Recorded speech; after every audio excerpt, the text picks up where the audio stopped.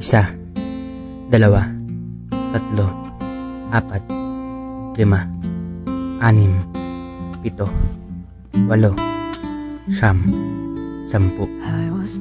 10 beses tumibok ng paulit-ulit ang puso kong nasa kawalan. Noong ika-10 araw, noong ika-10 buwan. 10 palo, 10 hampas ang ginawa ko sa dibdib ko upang maramdaman na nakakaramdam na akong muli ng tibok ng pag-ibig at hindi kamanhiran.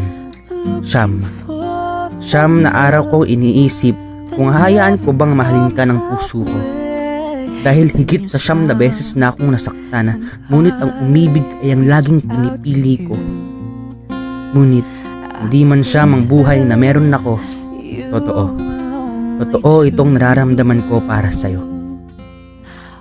8 pagkakataon na ng pag-amin at paghayag ng pag-ibig ko na binaliwala at sinayang dahil natatakot ako. Natatakot ako na dahil baka hindi mo mahalin ang katulad ko. Nag-aalinlangan ako sapagkat baka hindi ibigin ng puso mo ang puso ko. 7 biro at 7 tawa, 7 pagpapapansin sa'yo sa tuwina. 7 oras kitang nakasama, walang sawa sa paghayag ng pagsinta. Ngunit, bakit? Kaya ganun sa atin ang tadhana. Pagkatapos ng lahat ng pinadamang saya sa isang kurap, kabaliktaran ang isusukli niya. 6 na buntong hininga, 6 na kurap ng mga mata. Sumunod ang mga patak ng mga luha. Sumunod ang mga tanong kung bakit ba? Bakit ngayon pa? Bakit nang iwan ka? Kung kailan mahal na kita? 5 tasa ng kape ang iniinom ko araw-araw upang magising sa katotohanang wala ka na. 5 bote ng tubig na ang naiinom ko, pero istulang nagiging mga luha. 5 bote ng alak ang nauubos ko upang makalimutang mahal pa rin kita. 5 sampal na sa sarili ang ginawa para malamang buhay at kinakaya ko pa.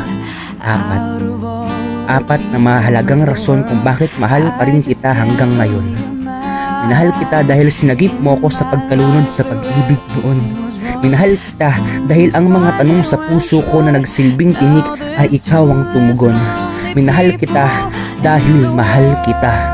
Minahal kita at mamahalin pa rin kita. 3 rason kung bakit mamahalin pa rin kita. Mamahalin pa rin kita dahil may parte sa puso ko na ikaw lang ang makakapagdikta. Mamahalin pa rin kita dahil kahit sa pagpikit at pagtulog ko ay panaginip pa rin kita. Mamahalin pa rin kita dahil mas mahalaga ang nararamdaman ng puso kaysa sa nakikita lang ng mga mata. 2 klase ng pag-ibig ang meron ako at meron ka. Pag-ibig na ipaglalaban ka at pag-ibig na papalayain ka.